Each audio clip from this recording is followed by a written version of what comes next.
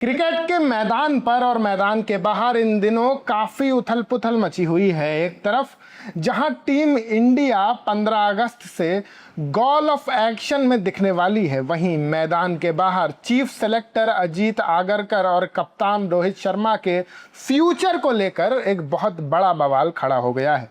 ऐसा बवाल जिसने बीसीसीआई के अंदरूनी समीकरणों को हिलाकर रख दिया है। वहीं दूसरी तरफ पड़ोसी देश बांग्लादेश से एक बेहद शॉकिंग और खौफनाक खबर आ रही है।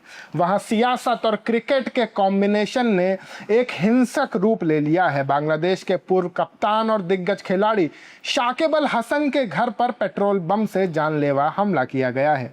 आज हम इन दोनों ही बड़ी खबरों के हर पहलू को बारीकी से समझेंगे। नमस्कार, मैं हूं शाश्वत सिंह दर्पण और आप देख रहे हैं द देश बोर्ड का खास प्रोग्राम खेल कूद। टीम इंडिया इस वक्त श्रीलंका में 2 मैचों की टेस्ट सीरीज के लिए अपनी तैयारियों में जुटी हुई है, लेकिन असली फुल फ्लेज्ड एक्शन तो बीसीसीआई के बंद कमरों में चल रहा है। खबर आ रही है कि टीम इंडिया के चीफ सेलेक्टर अजीत आगरकर की कुर्सी अब खतरे में पड़ गई है और उनकी जगह वेरी स्पेशल यानी वीवीएस लक्ष्मण को यहां अहम जिम्मेदारी सौंपी जा सकती है। इस पूरे ड्रामे और विवाद के केंद्र में है टीम इंडिया के सीनियर कप्तान रोहित शर्मा।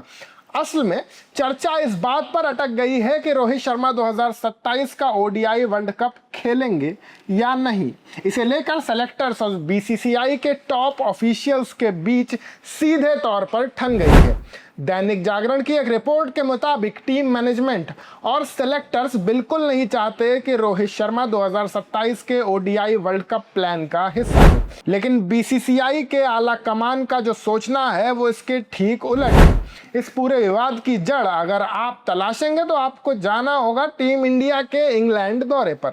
16 जुलाई को कार्डिफ में खेले गए दूसरे ओडीआई में रोहित शर्मा के आउट होते ही अचानक से मीडिया में यह खबरें तैरने लगी कि रोहित शर्मा लॉर्ड्स में अपना आखिरी ओडीआई खेल सकते हैं। बात सिर्फ अफवाहों की नहीं थी। सेलेक्टर्स ने इस सिलसिले में रोहित शर्मा से बाकायदा बात की थी। उन्हें यह क्लैरिटी दी गई थी कि वो अब फ्यूचर प्लान का हिस्सा नहीं है। यहां तक कि एक सेलेक्टर ने बीसीसीआई के आला अधिकारियों को भी इस फैसले को लेकर कॉन्फिडेंस में ले लिया था, लेकिन हुआ ये कि यह कॉन्फिडेंशियल खबर मीडिया में लीक हो गई और सारा मामला वहीं गड़बड़ा गया। सोशल मीडिया पर फैंस का गुस्सा फूट पड़ा और भारी बवाल मच गया। मामला जब आउट ऑफ कंट्रोल हो गया तो डैमेज कंट्रोल के लिए बीसीसीआई सचिव देवजीत सेकिया को सामने आना पड़ा। रिपोर्ट्स बताती हैं कि सेकिया ने 17 जुलाई को सेलेक्टर्स के बिना कोई बात किए ये सीधा बयान दे दिया कि रोहित शर्मा जब तक टीम का प्लान का हिस्सा हैं वो खेलते रहेंगे। इसके बाद रोहित शर्मा ने जो किया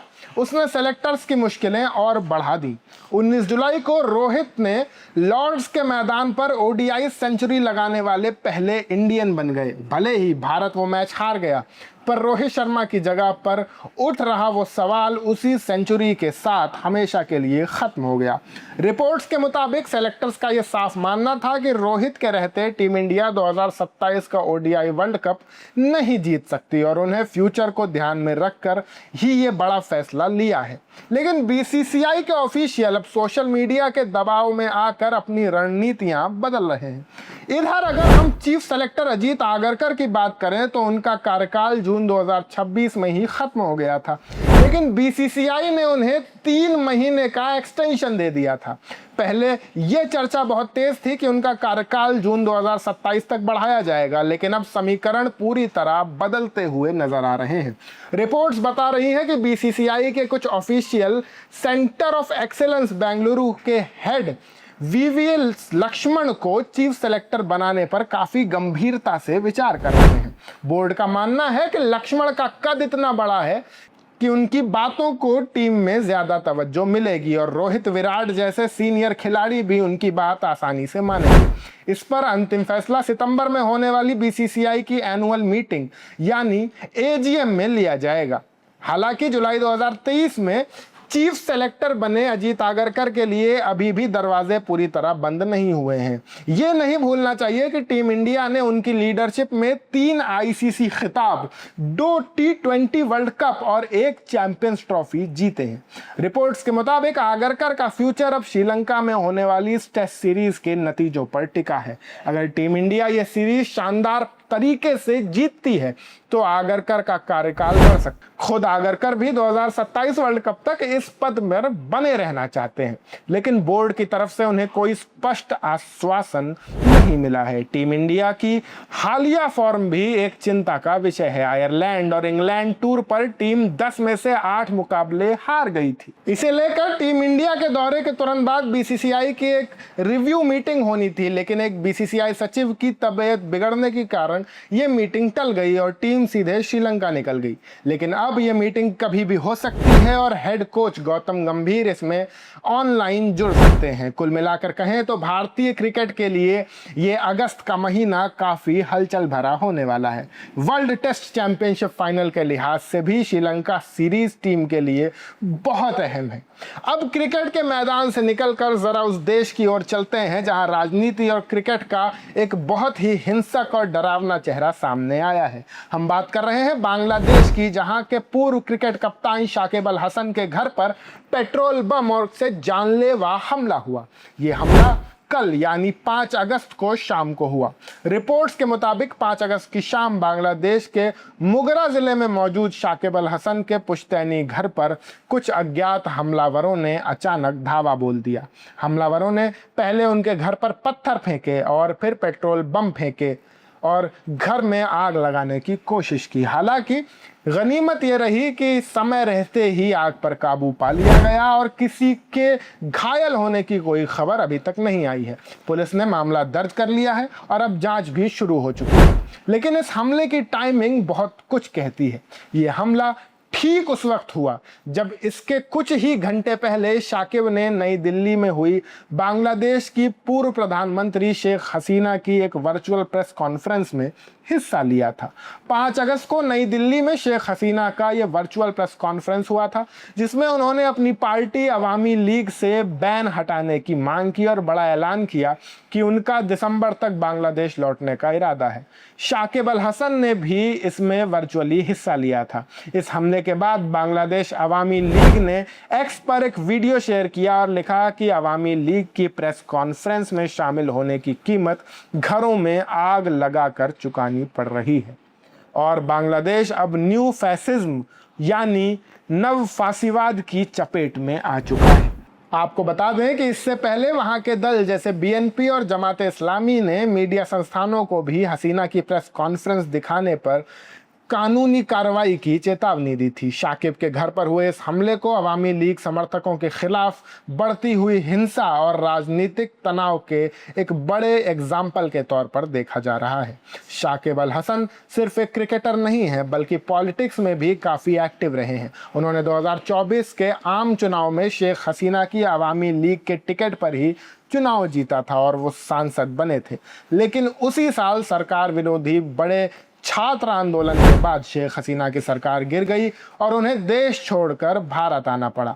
इसके बाद से ही अवामी लीग के कई नेताओं और समर्थकों को निशाना बनाए जाने की घटनाएं लगातार सामने आ रही हैं। माना जा रहा है कि शाकिब का इस प्रेस कॉन्फ्रेंस में शामिल होना ही कुछ कट्टरपंथियों को पसंद नहीं आया और इसी वजह से उनके घर पर यह हमला किया गया।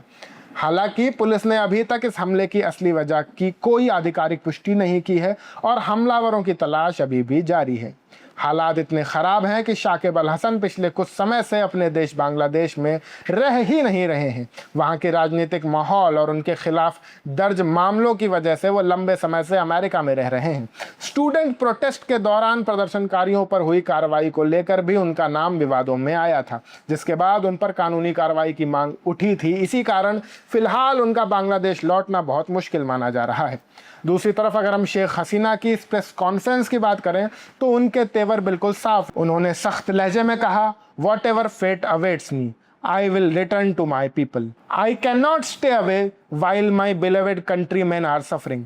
यानी मेरे साथ जो भी होगा मैं अपने लोगों के पास ज़रूर लौटूंगी। मुझे पता है कि मुझे हिरासत में लिया जा सकता है, जेल भेजा जा सकता है और मेरे खिलाफ बनाए गए मामलों में मुझे सज़ा देने की कोशिश की जा सकती है, लेकिन ये डर मेरे लोगों के प्रति मेरे कर्तव्य को नहीं बदल सकता। शेख हसीना ने यह भी कहा कि उनकी वापसी किसी कुर्सी के लिए नहीं बल्कि बांग्लादेश के बेहतर भविष्य के लिए है। उन्होंने मौजूदा अंतरिम सरकार पर लोकतंत्र, धर्मनिरपेक्षता और देश की विरासत को कमजोर करने का सीधा आरोप लगाया है। आपको याद दिला दें कि 5 अगस्त 2024 को एक बड़े छात्र आंदोलन के बाद शेख हसीना को प्रधानमंत्री पद छोड़ना पड़ा था और वे भारत आ गई थी। तब से दिल्ली में ही एक सीक्रेट लोकेशन पर वो रह रही हैं।